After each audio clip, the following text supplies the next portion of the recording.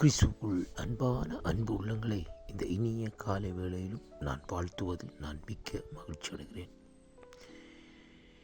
இன்றைய நாளிலும் 1ஆம் தேதி ஜூன் மாதம் 2025ஆம் ஆண்டு. கடந்த 5 மாதங்களாக கண்மணி போல் பாதுகாத்து 6வது மாதத்துக்குள் நடத்தி வருகிற நம்முடைய கர்த்தருக்காக ஸ்தோத்திரம். அவர் பெரியவர், அவர் உயர்ந்தவர், அவர் வல்லமை உள்ளவர், மகிமையான காரியங்களை செய்கிற தேவனாய் எங்கள் மத்தியில் இந்த நாட்கள் ஜீவனுள்ள தேவன் இருக்கிறார் என்பதை இன்றைக்கு நாங்கள் காணக்கூடியதாக இருக்கிறது. இந்த நாளிலும் வேதத்திலே நாங்கள் பார்ப்போமாயிருந்தால் யாக்கோபின் புத்தகம் 4வது அதிகாரம் 10வது வசனத்தை வாசிப்போமாயிருந்தால், கர்த்தருக்கு முன்பாக தாழ்மைப்படுங்கள், அப்பொழுது கர்த்தர் உங்களை உயர்த்துவார்.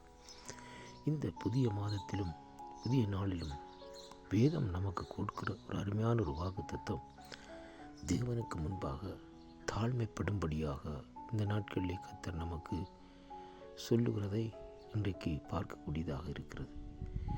தேவனுக்கு முன்பாக நாங்கள் இன்றைக்கு தாழ்மைப்படுகிறோமோ, அப்பொழுது கர்த்தர் இந்த நாட்களிலே நம்மை உயர்த்தி நடத்த வல்லவராக இருக்கிறார் என்பதைத்தான் இந்த வேத வார்த்தை நமக்கு இந்த நாட்களிலே கற்றுத்தருகிறது என்பதை நாங்கள் பார்க்கக்கூடியதாக இருக்கிறது. அன்பு பிள்ளைகளே, இன்றைய நாட்களிலே முதலாவது இந்த வானத்தையும் பூமியையும் உண்டாக்கின கர்த்தர் நமக்கு ஜீவனை கொடுத்தவர். அது மட்டுமல்ல, நம்மை பாதுகாக்கிற தேவனாகிய கர்த்தரை நாங்கள் இந்த நாட்களிலே அவருக்கு முன்பாக எப்பொழுதும் எந்த வேளையிலும் நாங்கள் தாழ்மைப்படுகிறவர்களாக இந்த நாட்களிலே இருக்க வேண்டும். அப்பொழுதுதான் தேவன் அந்த உயர்ச்சியை நமக்கு இந்த நாட்களிலே தருகிற தேவனாய் இந்த நாட்களிலே இருக்கிறதை பார்க்கிறோம். அருமையான கர்த்தருடைய பிள்ளைகளே, ஆங்கில வேதாகமத்தில் இந்த நாட்களில் சொல்லப்படுகிறது, humble yourself before the Lord and he will you lift up என்று சொல்லி இந்த நாட்களிலே சொல்லப்படுகிறதை பார்க்கிறோம். அன்பு பிள்ளைகளே, தேவன் நம்மை உயர்த்த வேண்டுமாயிருந்தால் மற்றவர்கள் மத்தியிலே கனத்தையும் மகிமையும் இந்த நாட்களிலே தேவன் பெற்றுத்தர வேண்டுமாயிருந்தால், வேலை செய்கிற இடங்களிலே அல்லது இந்த நாட்களிலே நம்முடைய சூழல்கள் சுற்றாடல்கள் பகுதியிலே நம்ம உயர்த்த வேண்டுமாயிருந்தால், நாங்கள் அவருக்கு முன்பாக இந்த நாட்கள் தாழ்மைப்படுகிற வேளையிலே தான் கர்த்தர் நம்மை உயர்த்த முடியும் என்பதைத்தான் இந்த வேத வார்த்தை நமக்கு கற்றுத்தருகிறதை பார்க்கிறோம்.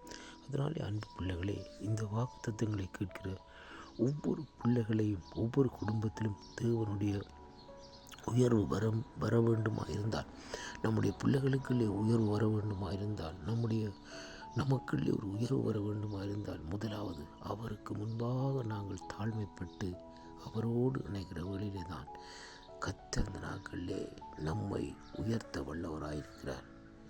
வேதத்திலே பார்ப்பீர்களாக இருந்தால், யோசேப்பு என்று சொல்லப்படுகிற ஒரு வாலிபன் எகிப்து தேசத்துக்கு அடிமையாக இந்த நாட்களிலே கொண்டு போயிருந்தாலும், ஆனால் தேவனுக்கு முன்பாக தாழ்மைப்பட்டான்.